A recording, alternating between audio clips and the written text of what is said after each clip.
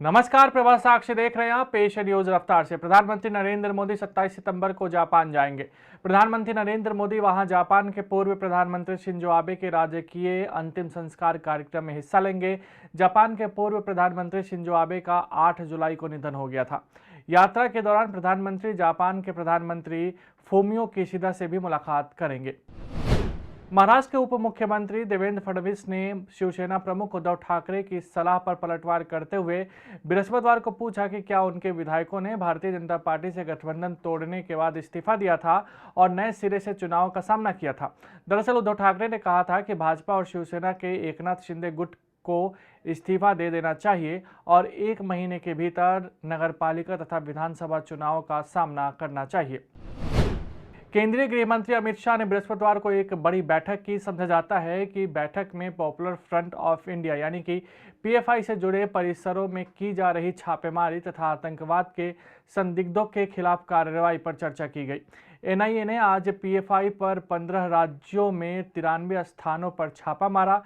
केरल में 39, तमिलनाडु में 16, कर्नाटक में 12, आंध्र प्रदेश में 7, तेलंगाना में 1, उत्तर प्रदेश में 2, राजस्थान में 4, दिल्ली में 2, असम में 1, मध्य प्रदेश में 1, महाराष्ट्र में 4, गोवा में 1, पश्चिम बंगाल में 1, बिहार में 1 और मणिपुर में 1 स्थान पर छापा मारा गया है।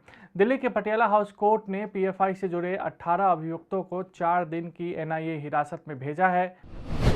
ज्ञानवापी श्रृंगार गौरी मामले में वाराणसी की जिला अदालत ने बृहस्पतिवार को ज्ञानवापी मस्जिद के वजूखाने में मिले कथित शिवलिंग की कार्बन डेटिंग कराने की हिंदू पक्ष की मांग को स्वीकारते हुए इस मामले की अगली सुनवाई 29 सितंबर को नियत की है।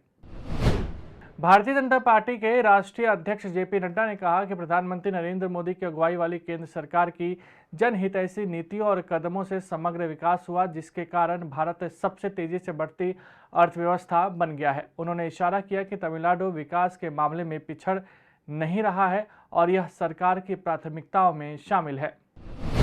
कांग्रेस अध्यक्ष पद के चुनाव के लिए अधिसूचना जारी होने के बीच पार्टी नेता राहुल गांधी ने कहा कि उन्हें इस वर्ष की शुरुआत में राजस्थान के उदयपुर में हुए चिंतन शिविर के लिए गए एक व्यक्ति एक पद समेत सभी फैसलों का अनुसरण किए जाने की उम्मीद है।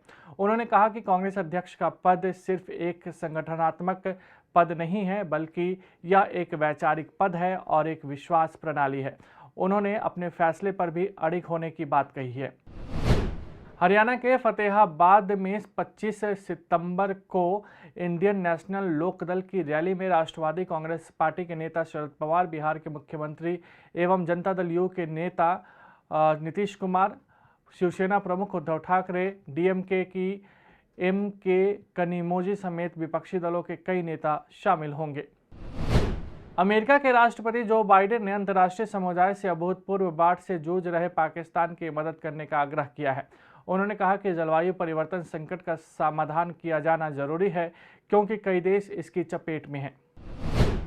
घरेलू शेयर बाजारों में बृहस्पतिवार को लगातार दूसरे दिन गिरावट रही और बीएसई सेंसेक्स 337 अंक से अधिक टूटकर बंद हुआ। अमेरिकी फेडरल रिजर्व के नीतिगत दर में 0.75% की वृद्धि तथा वैश्विक स्तर पर कमजोर रुख के बीच बाजार नीचे आया है।